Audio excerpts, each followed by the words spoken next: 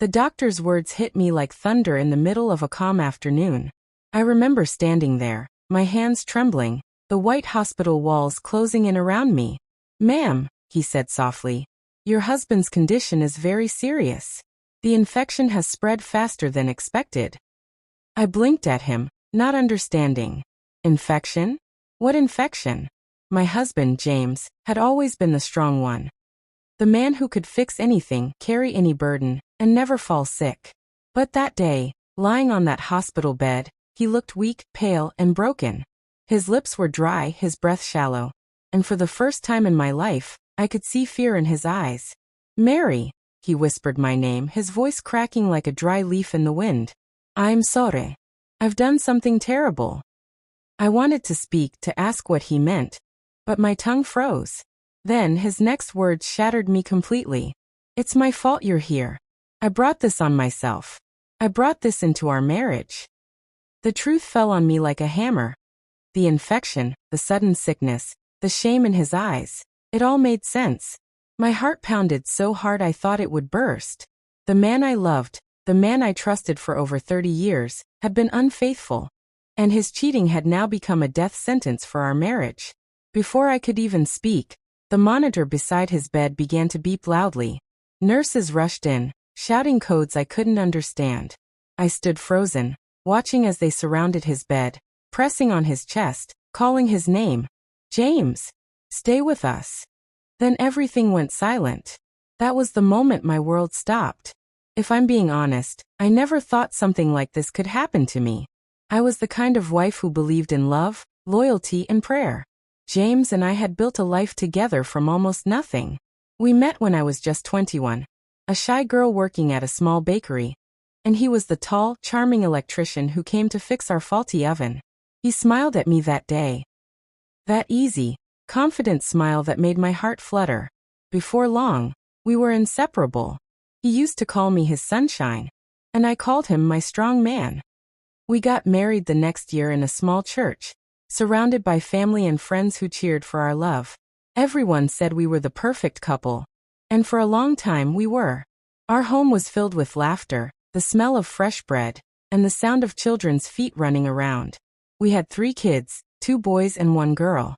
James worked hard, always coming home with a tired smile and stories about his day. I thought we had it all, love, peace, and trust. But as the years went by, little cracks began to show. He started staying out late, claiming work emergencies. Sometimes he smelled of strange perfume. Other times his phone would ring and he'd rush outside to take the call. I remember asking him once, "James, who keeps calling you so late?" He smiled, patted my shoulder, and said, "Just clients, Mary. Don't stress yourself." Okay. And because I trusted him, because I loved him, I believed him. But soon he started changing. He became distant, snapping easily over small things.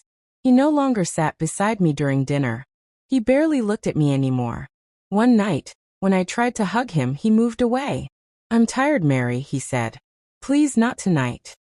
That night, I cried quietly in the dark, pretending to be asleep so he wouldn't hear me. Deep down, something told me he was lying. But I kept pushing that thought away, convincing myself it was just stress from work. I didn't want to believe that my husband, the man who once held my hand under the stars and promised forever, could betray me. Weeks turned into months. Then one afternoon, he came home looking pale and weak. His hands shook as he tried to drink water. I rushed to him. "James, what's wrong?" I asked. "It's nothing," he said, forcing a smile. "Just tired." But that night, he collapsed in the bathroom. I screamed his name, calling our son to help me rush him to the hospital. The doctors ran tests, kept him under observation, and told us to wait. My heart raced the entire time, praying he'd be okay. Then the doctor came out with a strange look on his face. "We need to run more tests," he said quietly. "There's an infection." "Infection?" I repeated. "From what?" He avoided my eyes. "We'll let you know when we're sure." For days, I stayed by James's side. I prayed, fed him soup, wiped his sweat, and held his hand. But he avoided looking at me. Something was eating him from the inside. Not just sickness, but guilt. I could feel it. Then one night, I saw him crying. My strong man, my husband, crying like a child. Mary, he said in a shaky voice. If I don't make it out of here, please forgive me. I didn't mean to hurt you. I stared at him, confused. What are you talking about? He turned his face away. I made a mistake, he whispered. I was with someone else. Those words hit me harder than lightning. For a moment, I couldn't breathe. The world went quiet. My legs gave way, and I sank into the chair beside his bed. My heart screamed no. Not James. I wanted to ask him why. I wanted to ask who she was, how long it had been going on, and why he'd risked everything we had. But before I could speak, the nurse rushed in, saying they needed to prepare him for another test. That night, I sat in the waiting room, shaking. I could still hear his voice in my head. I was with someone else. And that was when I realized, his infection wasn't just random. It came from his betrayal. But the worst part? The next morning, the doctor told me something that made my heart stop completely. Mrs. Collins, he said gently, we found something else. You may need to get tested too. My mouth went dry. My heart pounded. I stared at him in disbelief, my mind screaming for this to be a nightmare. What do you mean, doctor? I whispered. He looked at me with pity. Your husband's infection, it's contagious. I felt my entire world crumble. That was the day I realized I hadn't just lost trust. I might have lost my health too. My husband's cheating wasn't just emotional betrayal. It had brought real danger into my life. And just when I thought things couldn't get worse, something happened that changed everything again. The morning light that crept through the hospital window didn't feel warm anymore. It felt cold, harsh, like the truth I was running from. I sat there in the waiting room, staring at the floor tiles, counting them just to stop my hands from shaking. Every sound, a nurse walking by, a patient coughing, made my heart jump. I knew the doctor would return soon with my test results. I prayed silently, whispering words that barely made it past my lips. God, please, not me too. My voice broke halfway through. I didn't even know what I was praying for anymore, forgiveness, strength, or just a way to wake up from this nightmare. Then the door opened, and the doctor stepped in. His face was calm, but too calm. The kind of calm that hides bad news. My stomach twisted. Mrs. Collins, he said softly, taking a seat beside me. I know this is difficult, but I need to be honest with you. I nodded slowly, my fingers twisting around each other. Please just tell me, I said, my throat dry. He sighed, looked down at the papers in his hand, and then met my eyes. Your results came back positive. You've been infected too. For a few seconds, everything went silent. I could hear nothing but the slow pounding of my heart. Positive. That word felt like a punch to my chest. I tried to speak, but no sound came out. Tears filled my eyes before I even realized I was crying. No, that can't be true, I whispered. There must be a mistake. Please check again. The doctor's face softened. I wish it was, ma'am. But it's not. You'll need treatment immediately. The good news is we caught it early. Early? That word didn't comfort me. It only made me feel betrayed all over again. The man I had loved, trusted, cooked for, and prayed with. The man who used to hold me at night and tell me I was his everything, had given me an infection born from his betrayal. I felt like a fool. When I walked into James's room again, he looked up weakly from the bed. Mary, he started, his voice barely a whisper. I didn't answer. I just stood there, staring at him. My tears had already dried. Now there was only pain, deep, quiet pain. You knew, I said finally. You knew you were sick. He swallowed hard, guilt filling his eyes. I didn't know it was this. I thought it was just the flu at first. Then she told me. His voice trailed off. She. I repeated, my voice trembling. You mean the woman you cheated with? He looked away. It was a mistake, Mary. I swear, I didn't mean to hurt you. I stopped seeing her after I realized how wrong it was. Stopped seeing her? I laughed bitterly. James, you didn't stop soon enough. Look where we are now. He flinched, his hands shaking. I'm sorry. Sorry? I snapped. You brought a sickness into our home. Into me. What kind of sorry fix is that? For a moment, the room fell quiet. The sound of his weak breathing filled the air. Then his eyes filled with tears. I know I failed you. I failed us. If I could take it back, I would. But it was too late. I walked out before I said something crueler. I couldn't look at him anymore. I leaned against the cold wall in the hallway and cried. The kind of cry that comes from deep inside, from the part of your soul that feels shattered. That night, I couldn't sleep. The nurses came and went, checking on patients.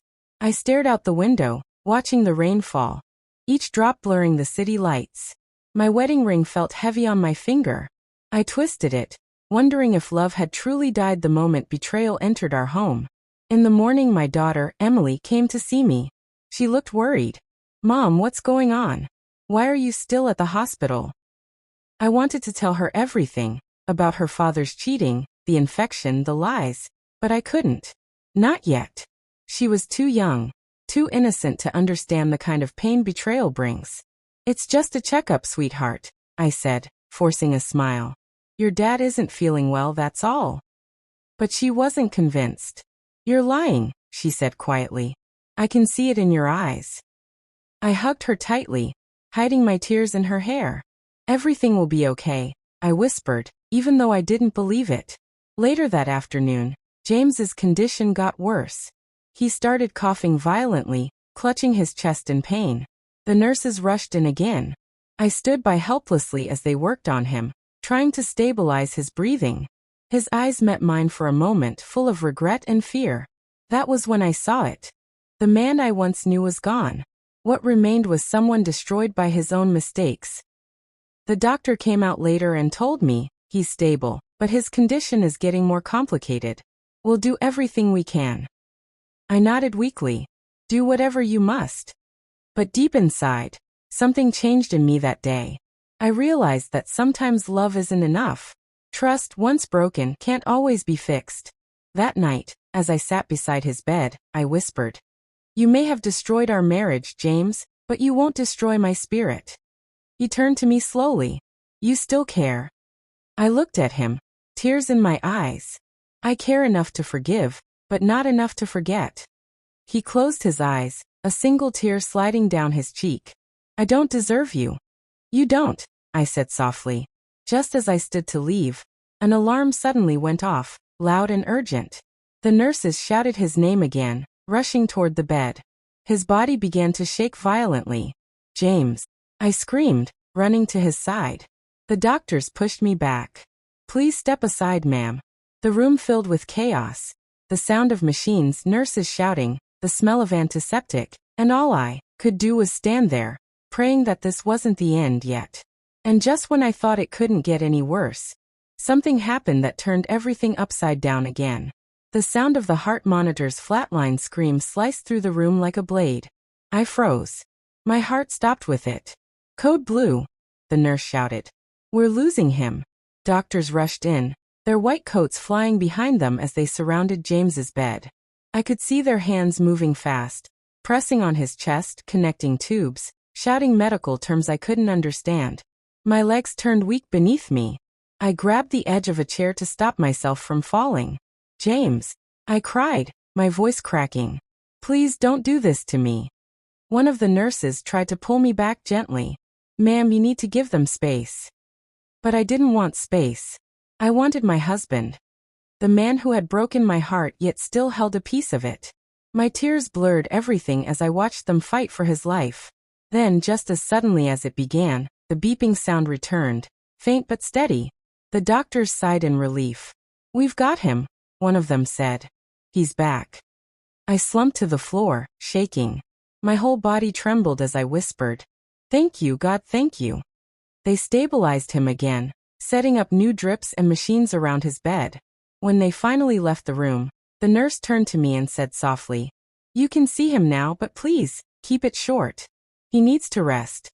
I walked closer, my feet heavy like stones. James's face was pale and wet with sweat. His eyes were half open, staring at the ceiling. Mary, he murmured weakly. I'm here, I whispered, sitting beside him.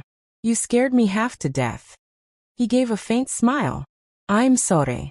I don't think I have much time left. I shook my head quickly. Don't say that. You'll be fine. The doctors. No, Mary, he interrupted softly. Please let me talk. His hand trembled as he reached for mine. I hesitated, but then let him hold it. His palm felt cold. I need you to know everything, he said. No more lies. My heart pounded. I wasn't sure I wanted to hear what was coming next. But I nodded anyway. He took a slow breath. The woman I was with, her name was Clara. She was a client. I helped fix her lights once, and she started calling me for every little thing. Her fan, her heater, her doorbell. I thought it was just work, but one night she invited me for dinner. I closed my eyes, already feeling the sting in my chest. She was younger, he continued, and she made me feel wanted again. I don't know how it happened, but one mistake led to another. It wasn't love, Mary, it was foolishness. Foolishness, I said quietly, looking at him with tears in my eyes. You destroyed 30 years of marriage for foolishness? He nodded, tears sliding down his cheeks. Yes. And I'll regret it until my last breath. She called me 1 week after, saying she wasn't feeling well. I ignored it. I thought she just wanted attention. Then I started feeling sick too. That's when I knew something was terribly wrong. My hands covered my mouth. The pieces fit together now. His sudden sickness, the guilt, the silence. I didn't mean to bring it home, he said, sobbing softly. I didn't mean to hurt you. But he did. And now we were both living with the price. I stood up, unable to look at him any longer. I walked to the window, staring out at the rain again. The world looked so normal out there. Cars moving, people walking, the sky slowly clearing. Yet inside this room, my whole life had fallen apart. I gave you everything, I said, my voice trembling. My time, my love, my loyalty. And in return you gave me this, pain, betrayal, and sickness. He tried to sit up, wincing in pain. Please, Mary. Don't walk away. I need you. I can't die knowing you hate me. I turned, tears streaming down my cheeks. I don't hate you, James. That's the problem. I wish I did. It would make it easier. He looked down, defeated. Then what do you feel? I feel broken, I said softly. And I don't know if I'll ever be whole again. Silence filled the room. The only sound was the soft beeping of the monitor. Then after a long pause, he whispered something that froze me completely. Clara, she called me yesterday. I turned sharply. What did you say? She called, he repeated weakly. She said she's in the same hospital. Different ward. She's worse than me. My mouth fell open. She's here. He nodded slowly. And she asked if I'd tell you the truth before it's too late. I stood still, unable to breathe for a second.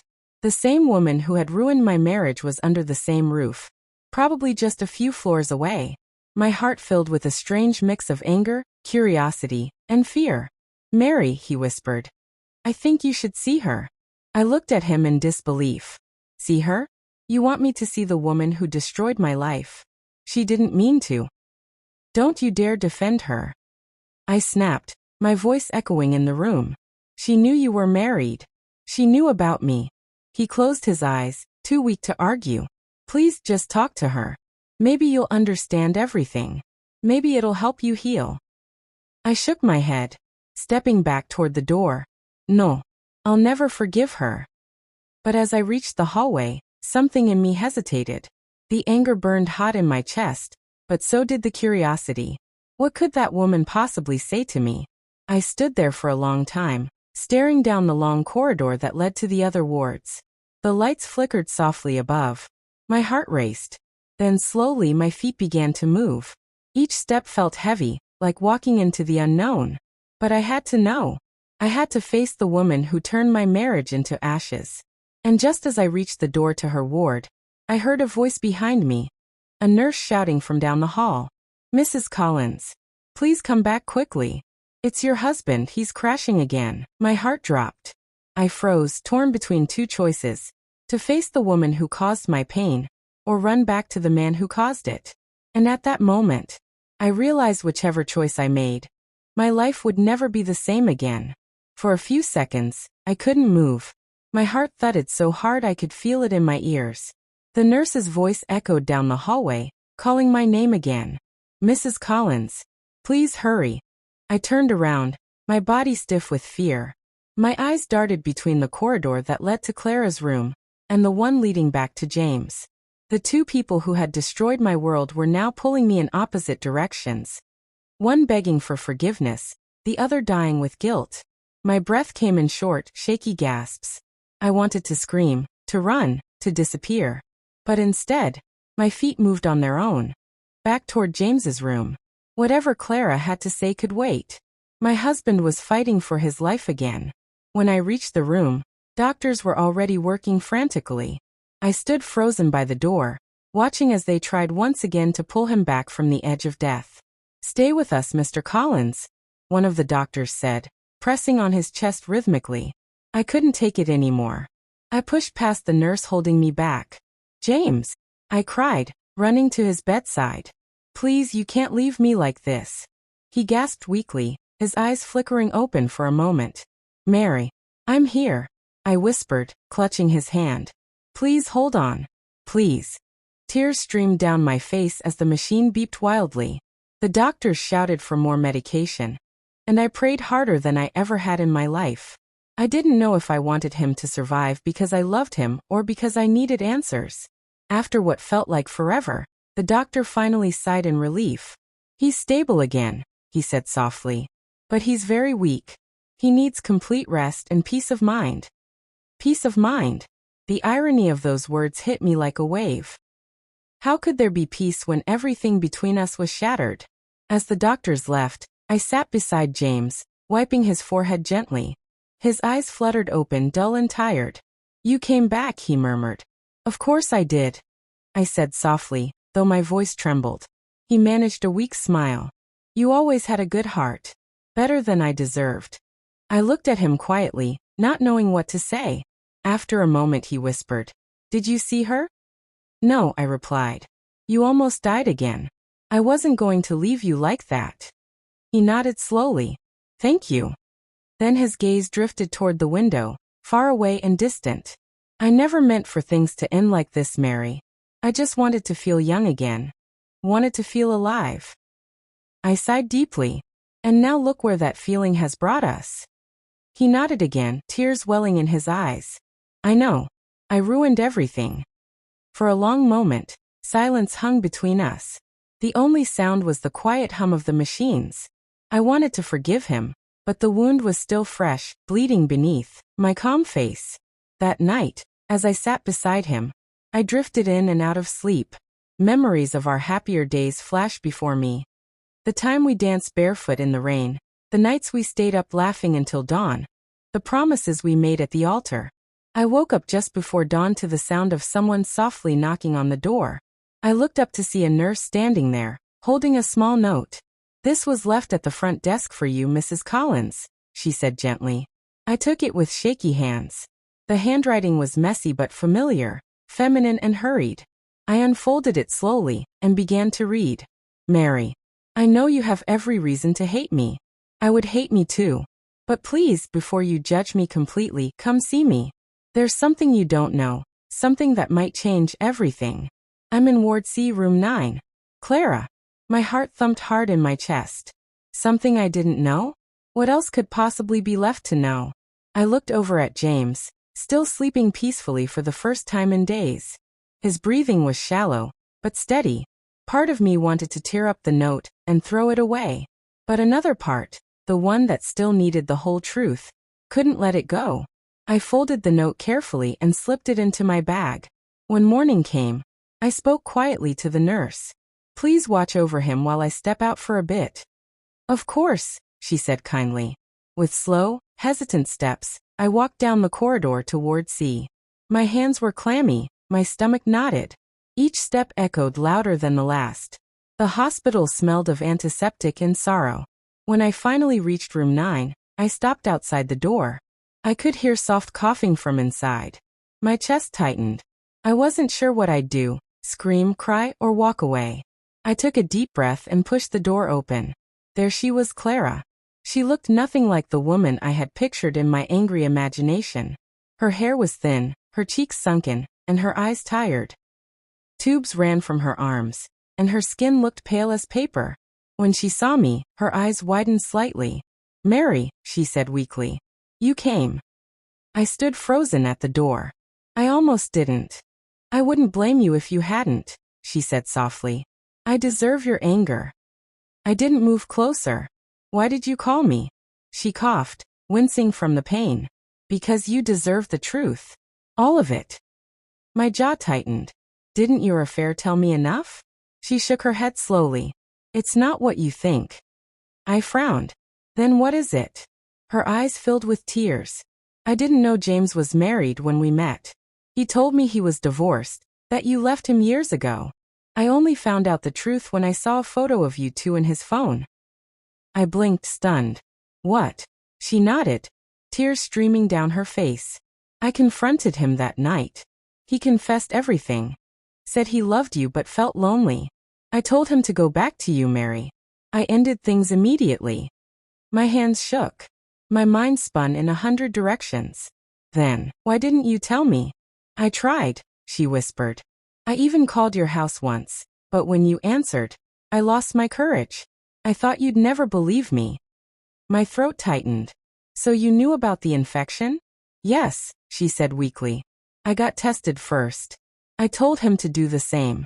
He didn't want to worry you until he was sure. But by then it was too late. I stood there in silence, the anger slowly draining out of me, replaced by a deep, hollow sadness. Clara looked down at her hands. I know I don't deserve forgiveness, but please, Mary, don't let bitterness eat you alive. You're stronger than this. Don't let his mistake destroy you. Tears filled my eyes again. For a long moment, I just looked at her, at this broken woman who, like me, had been caught in a storm of lies. Then suddenly, her monitor began to beep rapidly. The nurse outside rushed in shouting. Her pulse is dropping. I stepped back, my heart racing. Oh no. The nurse called for help, and doctors hurried in surrounding Clara's bed. I watched helplessly as they tried to revive her, just like they had done with James. One of the doctors turned to me and said sharply, Ma'am, please step outside. I stumbled into the hallway, tears spilling down my cheeks. My mind was spinning. Within minutes, the beeping stopped. Then the doctor walked out slowly, his eyes heavy with sorrow. I'm sorry, he said quietly. We did everything we could. I gasped softly, my hand covering my mouth. Clara was gone. And as I stood there, shaking and crying in the empty hallway, I realized the truth had come too late for all of us. But what I didn't know then was that Clara's death would uncover something even darker. Something that would change everything I thought I knew about my husband. The rain had stopped that evening, leaving the hospital garden soaked and quiet. I sat there alone, watching the last drops fall from the leaves, thinking about everything that had happened. My hands rested on my lap, trembling slightly, not from the cold, but from the storm that had passed through my life. Clara was gone. James was gone too, only a few weeks after her passing. His body grew too weak to fight the infection any longer. When the doctor came to tell me he didn't make it, I didn't scream or faint. I just sat still, staring at the floor. My tears didn't fall anymore. I think I had cried them all out long before that day. I buried him beside the small church where we first met. Our children stood beside me, not fully understanding the truth. I couldn't bring myself to tell them everything. Not the affair, not the infection, not the heartbreak. Some truths are too heavy for young hearts to carry. I just told them their father made mistakes, but that we should remember the good in him. After the funeral, I spent many days alone in the house we once filled with laughter. Every corner carried a memory. His slippers by the bed, his old tools in the shed, the dent on his favorite chair. Each reminder hurt, but with time, I learned to breathe through the pain. One afternoon, while cleaning his things, I found a letter hidden inside his Bible. My heart skipped as I opened it. His handwriting was shaky, but clear. My dearest Mary, if you're reading this, then I've already gone. I know I don't deserve your forgiveness, but I hope one day you find peace. I made terrible choices because I forgot what really mattered. I let temptation blind me, and in the end I paid the price. But please, don't let my sin steal your joy. You were always my light, even when I walked in darkness. Take care of our children and live. Don't let my mistake be the end of your happiness. Forever sorry, James.